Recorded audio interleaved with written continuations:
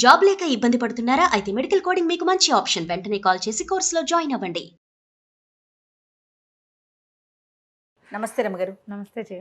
రమగారు, ఎక్కువగా wife and husband మధ్య ఇష్యూస్ని మనం చాలా చూస్తున్నామండి. చిన్న చిన్న విషయాలకి అది చాలా పెద్దదై కొన్ని రోజుల పాటు మాట్లాడుకోకుండా, ఒకరి మొహం ఒకరు చూడకుండా అయిపోతుంది. పోట్లాడుకోవటం ఇంకా ఎక్కువ మాట్లాడుకోవాలంటే అసలు నువ్వు వేరు నేను వేరు, మనం నీ బ్రతుకు నా బ్రతుకు నాది సింపుల్గా మనం ఇష్యూస్ అని మర్యాదకరంగా మాట్లాడతాం. మూడు పెళ్ళాం పొట్టాడుకు వస్తూ ఉంటారు, ఎంతసేపు పొట్లాడుకుంటారు. నువ్వంటే నువ్వు, నేనంటే నేను, తూతూ ఎంతంటే నువ్వెంత, అంతే. మా అమ్మ నాన్న చిన్నప్పటి నుంచి నన్ను ఒక మాట కూడా అనలేదంటుంది నమ్మడు. పెళ్ళామంటే ఇలా ఉంటుంది అనుకోలేదంటాడు మొగుడు. అంతే అంతే కదా. అత్యద్భుతంగా పెంచేశారంటారు. అమ్మ చేత కొట్టినా సరే ఆ మాట ఎవరు చెప్పరు కదా. అమ్మ చేత కొట్టడం అలవాటుగా ఉంటుంది. పైగా ఏంటంటే ప్యాంపర్ చేయించుకోవాలని ఉంటుంది ఆడపిల్లలకి. మగపిల్లలకి ఆడవాళ్ళు అత్యద్భుతంగా అన్నీ చేసేసి అన్నీ చేతికి అందించేసి తమ ఏదంటే అదే జీహుజూరం చేసేసి తమకి ఒక జీతం బత్తెం లేని ఒక భృత్యురాల కింద భార్య ఉంటుంది కొంతమంది అబ్బాయిలకి. అన్నీ తన మనసులో ఉన్న మాట వాళ్ళకి అర్థమైపోవాలి. తను ఏం చెప్పదలుచుకున్నాడో దానికి తెలిసిపోవాలి. అంతే. దాని ఫీలింగ్లు, దాని ఏడుపు, దాని వ్యవహారం వీడికి అక్కర్లేదు. అంతే. అమ్మాయిలకేమో తమని లాడు ప్యారు, తమను ముద్దుగా చూసుకోవటం, తమ కోరికలు తమ ఐడియాస్ని ఉండాలని అమ్మాయికి ఉంటుంది. పక్కనున్నవాడు మనిషేనని వాళ్ళకి అనిపించదు. పాపం ఈ పిల్లని తెచ్చాం దీనికి సరదా సంతోషం చూడాలని అబ్బాయికి ఉండదు. సెల్ఫిష్. అవును అవును. పైగా వాడొక అబ్బాయి, ఇదొక అమ్మాయి, ఇవే ఉంటాయి. అంతే. మనకి ప్రపంచంలో రెండే కదా జాతులు, ఆడ మొగ. అంతే. పోట్లాడుకుంటూ ఉండాలి. కానీ ప్రతి మొగతోటి మనం పోట్లాడాం. మన నాన్న, మన అన్నయ్య వీళ్ళు మనకు కావాలి. వాళ్ళు ఏం చేసినా కరెక్టే. వాళ్ళు ఎప్పుడు హీరోలే. నాన్నే మన హీరో, అన్నయ్యే మనకి హీరో వర్షిప్గా ఉంటుంటాడు. మన తమ్ముడే ముద్దు. మరిది మీద ఒళ్ళు మంటగా ఉంటుంది కానీ తమ్ముడి మీద మంటగా. తమ్ముడు ఏం చేసినా చిన్న వెధవా, వాడికి ఇంకా తెలియదు అనిపిస్తుంది. అదే వయసున్న మరిదికి మాయరోగం, ఓవర్ యాక్షన్ అనిపిస్తుంది. న్యాచురల్ కదా. అంతే. అదే మగపిల్లలకి ఏమైనా ఉంటుంది, మరదళ్ళు ఓవర్ యాక్షన్ చేస్తున్నారు లేదా బుధన్ గారు అతివేషాలు ఇస్తుంది అంటారు. తమ చెల్లెళ్ళు తమకి అలవాటుగా ఉంటారు కదా. వాళ్ళ అతివేషాలు, వాళ్ళ ఓవర్ యాక్షన్లు, వాళ్ళ పిచ్చివేషాలు అన్నీ నార్మల్గా ఉంటాయి. అవి అలవాటుగా ఉండటం, అది అమాయకత్వంగా అది కూడా వస్తుంది. వాళ్ళ అమ్మ అమాయకురాలే. వాళ్ళ అమ్మ ఎవర్ గ్రీన్ అమాయకురాలు. అసలు ఏం తెలీదు, పిచ్చిమోహం. అదే అక్క పిచ్చిమోహం, చెల్లి పిచ్చిమోహం. పాప వాళ్ళని నేనే చూడాలి. అంతే. ఇలాంటి ఇవి ప్రతి చోట ఉంటాయి జయ, ప్రతి వాళ్ళకి ఉంటాయి. మనుషులం మనం ఎప్పుడు. ఇప్పుడు అమ్మ ఇందులో వాడు అది ఇది అంటున్నాను అనుకోకుండా ఒక క్యాజువల్ భాషగా చెప్తున్నాను. దీంట్లో ఎలా ఉంటుందంటే ప్రతివాడికి నేను కరెక్ట్, నేనే కరెక్ట్, నేనే ఎదుటివాడు తప్పు లేదా తప్పేమో, తప్పు వాళ్ళదేనేమో అనే అనిపిస్తుంది. ఈ అనిపించడంలో ఆడ మగ పిల్ల మేక తేడా లేదు, అందరికీ ఉంటుంది. అందరూ ఇలాగే ఉంటారు. ఎక్కడో ఉంటారు జయ అట్లా అర్థం చేసుకునేవాళ్ళు. అర్థం అవ్వకపోయినా సరే పోన్లే అని తూష్టీభావం వహిస్తారు కదా కొంతమంది. చూసి చూడకుండా ఊరుకుంటారు. మగవాళ్ళ దౌష్ట్యాన్ని సహిస్తారు ఆడవాళ్ళు. ఆడవాళ్ళ గద్దరితనాన్ని ఒప్పుకుంటారు మగవాళ్ళు. ఇవి రెండే కదా. మగవాళ్ళకి దౌష్ట్యం ఉంటుంది, ఆడవాళ్ళకి గద్దరితనం ఉంటుంది. వీరి రెండిటి వెనకాల వీళ్ళిద్దరూ మనిద్దరం భార్య భర్తలం, ఏదో పెళ్లి చేసుకున్నాం, కలిసి ఉండాలి, నా పెళ్ళాం నా మొగుడు, ఇలా ఒక భావాలు ఉంటాయి. ఓన్ ఫీల్ ఒకటి ఉంటుంది. ఇప్పుడు ఈ రోజుల్లో ఆ ఓన్ ఫీల్ పోతోంది. ఎవరికి వారే అనే ఆలోచన ఉందా? Over own feel. ఇది నాకు కావాల్సిందే, నా బొమ్మ, నేను చెప్పినట్టు వినాల్సిందేనన్న ఫీలింగ్స్. అది నాకు వద్దు మొర్రో అన్నా సరే వీడు నాకు కావాల్సిందే అంటాడు. అలా ఉండే ఆడపిల్లల్ని అమ్మాయిలు అని చీదరిచ్చినా సరే మగపిల్లలు వెంబడబడి చంపేయటాలు అవి చూస్తున్నాం కదా. నో అనే ఆప్షన్ ఇవ్వరు. అతి. అది పెళ్లి కాకముందే పెళ్ళయ్యాక ఉంటుంది, పెళ్లి కాకముందు ఉంటుంది. పెళ్ళయ్యాక ఆ ఫీలింగ్ ఉంటుంది, పెళ్ళయ్యాక కూడా ఉంటుంది. ఆడవాళ్ళు ఎవరింటికైనా వెళ్ళినప్పుడు వీళ్ళు తమతోటే ఉండాలి, తమ దగ్గరే ఉండాలి, అటు ఇటు వెళ్ళకూడదు, పుట్టిళ్లలో పనులు చేయకూడదు, ఫ్రెండ్స్కి ఇంపార్టెన్స్ ఇవ్వకూడదు, కజిన్స్కి ఇంపార్టెన్స్ ఇవ్వకూడదు, వాళ్ళు వీళ్ళు కలవకూడదు. మీరు ఎంతమంది కనెక్ట్ అవుతారో తెలుసా? అవును అని ఆన్సర్లు 100 వస్తాయి జయ. తనకే ఇంపార్టెన్స్ ఇవ్వాలి. మా నాన్న అంటే నాకు పంచప్రాణాలు లడ్డి పిచ్చి పిచ్చి మాటలు మాట్లాడకూడదు. మొగుడే పరమదైవం, ప్రత్యక్ష దైవం అనాలి. తనకి పొసెసివ్గా ఉంటారు. ఆడవాళ్ళు పొసెసివ్గానే ఉంటారు. చెల్లెల్ని బాగా చూస్తే ఓర్చుకోలేరు, అమ్మతో ప్రేమగా ఉంటే వీళ్ళకి నచ్చదు. అవును. ఎవరైనా కజిన్స్, చిన్నప్పటి నుంచి కలిసి పెరిగిన కజిన్స్ వాళ్ళతోటి వీళ్ళు చనువుగా ఉంటే భరించలేని తను. ఇది అతి. వీళ్ళు పొసెసివ్గా ఉండటం ఇదొక ఏమన్నాలంటే మానసిక జాడ్యం కింద చెప్పాలి. పొసెసివ్నెస్ ప్రేమ అనుకోవటానికి వీలు లేదు. ఇది నాది, సచ్చి సావు బతుకు అది నేనే ఉంచుకోవాలి అనే ఫీలింగ్. అది బొమ్మల మీద ఉంటుంది, మనుషుల మీద కూడా వచ్చేస్తుంది. ఇది ఒక ప్రత్యేకమైన కల్ట్. అది పొసెసివ్నెస్ ఉండేవాళ్ళు ప్రత్యేక జాతి. అలా కాకుండా ఇతను నా భర్త, ఈ విధి విధానంగా పెళ్లి చేసుకున్నాం, అమ్మ నాన్న వెతికి పెళ్లి చేశారు, లేదా నేనే వెతుకుని చేసుకున్నాను వీడిని, కష్టమో నిష్ఠూరమో వీడితో కలిసి ఉందాం, వాడు ఎలాంటి వాడో అలాగే స్వీకరిద్దాం. పోట్లాడుకోరు, తొందరపాటు వాడు లేదా ఒకటి, లేదా మూర్ఖుడు మొండివాడు రెండోది, తెలియని వాడు మూడోది, ఆటే సంపాదన పరుడు కాదు, లేకపోతే సంపాదన మీదే ఎక్కువ ఆసక్తి, అది అతని మనస్తత్వం. యథాతథంగా ఉన్న మనిషిని ఉన్నట్టుగా తీసుకోవటం అనేది ఇప్పుడు లేదు. ఒక కోర్సు సెలెక్ట్ చేసుకుని అందులో నాకు కావాల్సిన సబ్జెక్టులు సెలెక్ట్ చేసుకున్నట్టుగానే ఒక పిల్లాడిని సెలెక్ట్ చేసుకుని నాకు కావాల్సిన లక్షణాలే ఉండాలని అనుకోవటం ఒక పెద్ద తప్పు. అవునండి. ఆ పిల్లాడే కాదు, ఆడపిల్లల్లో కూడా అంతే, అమ్మాయిల్లో కూడా అంతే. అమ్మాయి నాకు ఇట్లా కావాలి.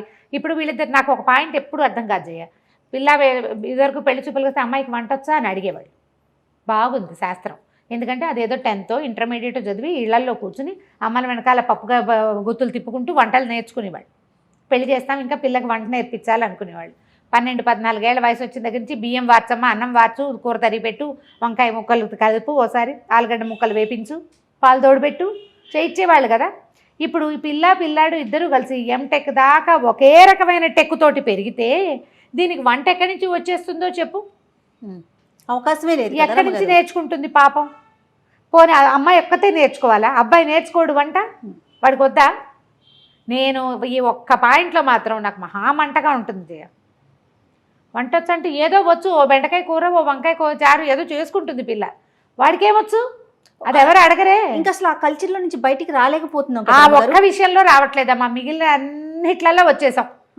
అన్నిట్లలో చింకి గుడ్డలు కట్టుకోవడం దగ్గర నుంచి దాంట్లోకి వచ్చేసాం. కానీ ఆడాళ్లే వంట చేయాలి అనే పాయింట్లో నుంచి బయటికి తల్లులు రావట్లే. ముందు ఆడపిల్లలు చదువుకోవాలి, ఉద్యోగం చేయాలి, చదివే కొడుకుతో సమానంగా సంపాదించాలి. ఇద్దరికి క్యాంపస్ సెలక్షన్ వస్తే ఆ పిల్ల ఏ టైం ప్రకారం వంట నేర్చుకుంటుందో ఒక ఆడపిల్ల చెప్పు.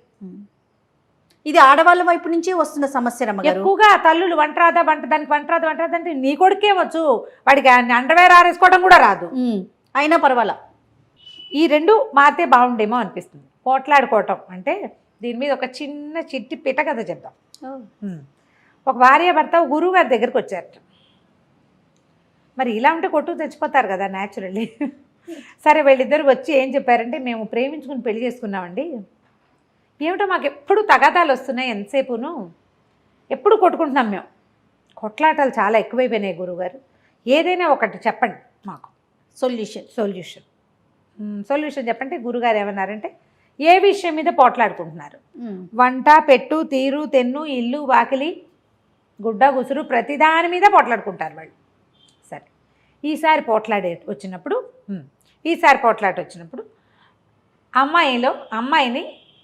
అమ్మాయిని చూసినప్పుడు మీ అమ్మని గుర్తు తెచ్చుకో అని అబ్బాయికి చెప్పాడు.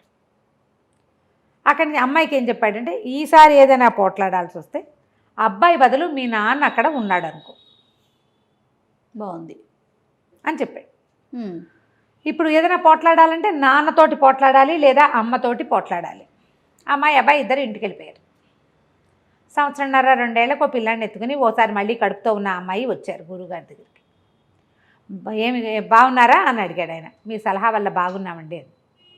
ఎట్లా అంటే, ఇప్పుడు కూర ఏడ్చినట్టుంది అని చెప్పాలి. అమ్మని ఏనాడైనా అంటామా? ఆ మాట అనగలమా? ఏ మగపిల్లాడు వాళ్ళ అమ్మని ఏంటి అమ్మా నీకు ఒంట్లో బాగోలేదా, కూర సరిగ్గా చేయలేకపోయావు అంటాడు. అంతేగాని నీ మొహంలా ఉంది ఎవడు నేర్పాడు అంటాడు అమ్మని. నీకు ఇలాంటి కూర నేర్పినందుకు మీ అమ్మని తిట్టాలి అంటారా? నీ పెంపకం ఇలా తగలబడింది అనగలరా? మనమ్మని మనం ఏమీ అనలేనప్పుడు భార్యని ఎలా అంటాడు? అనలేకపోయాడు. ఆ అమ్మాయి ఏం పెట్టినా తినేవాడు. అదే కూర అమ్మాయి నోట్లో పెట్టుకుని తిన్నాక అయ్యో ఉప్పు ఎక్కువైపోయింది, లేదా కారం తగ్గింది, అసలు ఏమీ బాగుండలేదు, చప్పగా ఉంది, ఎలా తింటున్నాడో నాన్నకి బాగా చేసి పెట్టాలి. అందుకని అమ్మాయి చక్కగా జాగ్రత్తగా ఒళ్ళు దగ్గర పెట్టుకుని చేయటం మొదలుపెట్టి సమస్య తీరింది. ఎప్పుడూ కూడా పోట్లాటలు కొట్లాటలు సెల్ఫిష్నెస్ వల్లే వస్తాయి. నేను, నాది, నాకు నచ్చాలి, నాకు నచ్చిందే చేయాలి, నేను అనుకున్నదే చేయాలి, నేనే అనేది కనుక మానేస్తే కొట్లాటలు తగ్గిపోతాయి.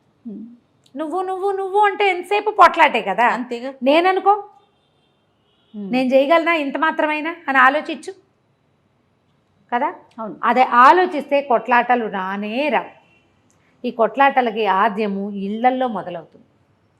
పిల్లలు ఏదైనా కామెంట్ చేస్తారు, మాట్లాడినప్పుడు తల్లులు ఖండించేసేయాలి. అట్లా అనకూడదు. చిన్నప్పటి నుంచి వేరే వాళ్ళని విమర్శించకూడదు. ఆడది చేకేం చేస్తుంది, ఆడపిల్ల దాన్ని ఏం అనకూడదు, ఇలాంటి భావాలు ప్రబోధించద్దు ఈ రోజుల్లో. మనుషులం మనం, అంతే. ఆడ మగ 2 విభాగాలు ఉన్నాయి. ఒకళ్ళతో ఒకళ్ళు కలిసి ఉండాల్సిన పరిస్థితి మనది. మన జీవితం అదే. అంతే కదా. ఆడ మగ చెరిసగంగా కలిసి ఉండాలి. కొట్టుకు చూస్తుంటే ఒకే శరీరం 2 ముక్కలు అవ్వదు కదా. మనుషులు కాబట్టి విడిపోతాం. ఎందుకు విడిపోవాలి? వివాహ బంధంతో ఒకటయ్యాం. మనిద్దరం ఒకటే. కుడి కంటికి సరిగ్గా కనపడదనుకో, మనకి ఎడం కంటితో బాగా చూడడానికి ట్రై చేయమా. ఓ చెయ్యి ఎవడైతే రెండో చెయ్యికి బలం ఎక్కువ వస్తుంది కదా. ఓ కాలు ఎవడైతే రెండో కాలు మొత్తం బరువుని అదే లాగుతుంది. సంసారం ఇట్లా వెళ్తే ప్రాబ్లమ్స్ లేకుండా ఉంటాయి. కొట్టుకోకండి, తెంపుకోకండి అంటే ఏదో విపత్కర పరిస్థితులు వచ్చి భరించలేని స్థితి వస్తే మనం ఏం చెప్పలేం చేయ. వాటికి చిన్న చిన్న వాటికి ఎందుకమ్మా కొట్లాటలు? ఏదో ఒకటి మనం సర్దుకుంటే సరిపోతుంది. సర్దుకుంటే ఎంతసేపు సర్దుకోవాల్సి వస్తుంది అనిపిస్తుంది మీకు. కొన్ని పెట్టుకోండి, వీటికి మాట్లాడక్కర్లేదు అని. సమస్య గొంతు దాటినప్పుడు మాట్లాడాల్సిందే. చిన్న పొన్న వాటికి తగాదాలు చేసుకుని మాట్లాడి పోట్లాడుకుని చచ్చి వాళ్ళకి చెప్పి వీళ్ళకి చెప్పి ఎప్పటికీ తెగకుండా ఎవరు ఫస్ట్ సారీ చెప్పాలనే విషయం మీద కూడా పోట్లాడుకుని సారీలు చెప్పద్దు, మామూలుగా క్యాజువల్గా మాట్లాడుకోండి, పోట్లాట తగ్గిపోతుంది. అదొక ప్రాక్టీస్ అంతే. ఒకసారి ట్రై చేస్తే కుదురుతుంది. సంసారాలు చెడగొట్టుకోవద్దు. మనకేంటంటే ఈ దొరికిన కంపానియన్షిప్ కంటే అద్భుతమైనది రేపు దొరుకుతుందనే నమ్మకం ఏం లేదు. అందరూ ఇలాంటి వాళ్ళే, అన్నీ ఇవే సెల్ఫిష్ రకాలే ఉన్నాయి ఉన్నవన్నీను, ఆడైనా మొగైనా. అవును. ఎందుకంటే నేను ఒక పరీక్ష రాయాలి, నా ర్యాంక్ కోసం నేను పరిగెడతాను కదా. అదంతా సెల్ఫిష్ థింగే కదా. మనం ఫస్ట్ రావాలి, మనకు ర్యాంక్ రావాలి, మనకు ఉద్యోగం రావాలి, పోటీ. ఆ పోటీ నువ్వు జీవితంలోకి తెచ్చుకోకూడదు. చదువులో, ఉద్యోగంలో, ఆఫీస్లో, కెరీర్లో ఉన్న పోటీ జీవితంలో కూడా వచ్చి అవి అలవాటైపోయినాయి. వచ్చేసి చెరో పక్కకి లాగేసుకుంటున్నాం, చివరికి కొట్లాడుకుంటాం. కొట్లాట చివరి లక్ష్యంగా, చివరి విషయంగా ఉండాలి, నిత్య విషయంగా ఉండకూడదు. థ్యాంక్ యూ రామ్ గారు. నమస్తే. నమస్తే.